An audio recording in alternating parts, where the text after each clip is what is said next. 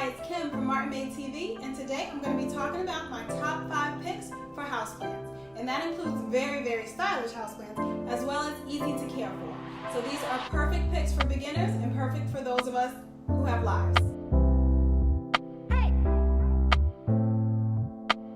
If you've seen my previous video on summer essentials, I talked about greenery there, and that includes houseplants. I touched on how houseplants can clean and purify the air, and of course that applies all year round, not just summer. And while I love houseplants and including them in my space, I certainly do not have the greenest of thumbs. So if I can keep them alive and surviving, so can you. With that said, there are 3 basic principles for keeping houseplants alive: water, sunlight, and regular feedings. The plants I've included in today's video, though, are much more low maintenance and perfect for beginners and those who just don't want to baby a plant every single day. Also, these plants are very good for those of us who might travel often.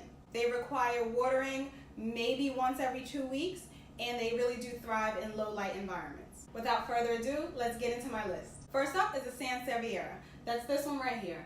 It's also known as the mother-in-law's tongue or the snake plant. From a style perspective, this plant is often found in mid-century modern designs because of the structure the plant's shape provides to many designs. These also come in varying shades of green and different heights. They are of the succulent family, similar to cacti, so they don't like to be watered very often. They also don't require bright sunlight, so they're perfect for most people.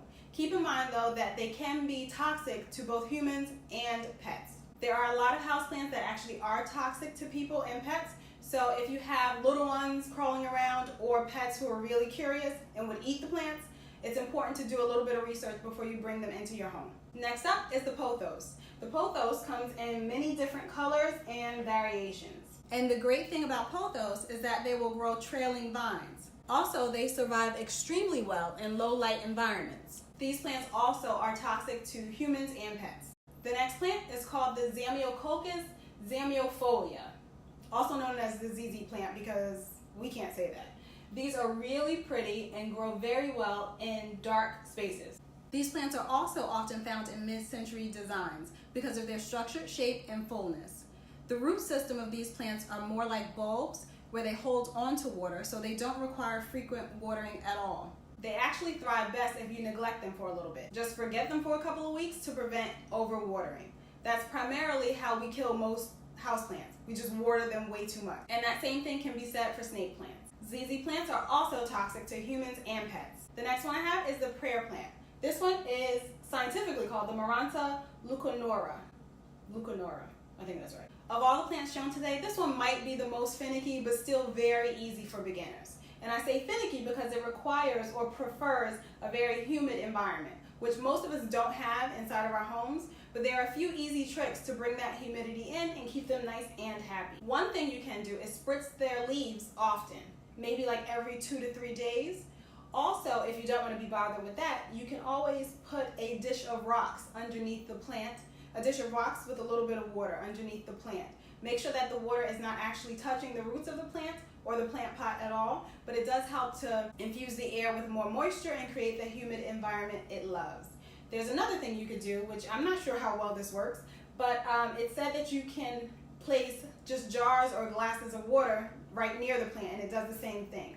Also, if you group humidity-loving plants together, they kind of feed off of each other and thrive and create that humid environment that they love. This plant is great because it grows very bushy and full and can also grow trailing vines just like the Pothos, so you can use it to style the tops of shelves or bookcases nicely. Prayer plants, unlike all the other plants I've talked about today, are not toxic to humans or pets, so they will be perfect in any environment. Lastly, this big guy is called the peace lily. I can't remember the scientific name, but I'll post it right here on the screen for you. This is another plant that will thrive in low light environments, which is a little bit why mine is looking a bit worse for wear. I kept him outside over the past couple of months during the summer, but I mistakenly left him in direct sunlight one day, and he did not like that. But thankfully he's recovering and currently thriving, and he actually put out a nice little flower for me. So I think he's doing well and he's happy now. And yes, he's a he. I don't know why, but he's a he. A cool thing about the peace lily is that it'll actually show you when it needs water. So when the soil is extremely dry, the leaves get really droopy, and you'll probably think you might have killed it. But I say that's a cool thing because it shows beginners exactly when to do it. You don't have to keep a schedule, you don't have to write it down on the calendar or keep it in your mind because we have too many other things to worry about. But as soon as the leaves get really droopy, that means it's time to water. And like I said, a major risk about houseplants and the way we kill them is from overwatering. So this one will give you a sign and let you know exactly what it needs, when it needs it. And after watering, its leaves will perk right back up within about an hour or two. Peace lilies come in many different sizes and maintain their deep, rich color so they can be used in many different design plans. And it's important to note that peace lilies are toxic to humans and pets. And one last thing to note is while we do give them their minimum requirements of sunlight and water, houseplants also like to be fed regularly. And that means giving them plant food or plant fertilizer.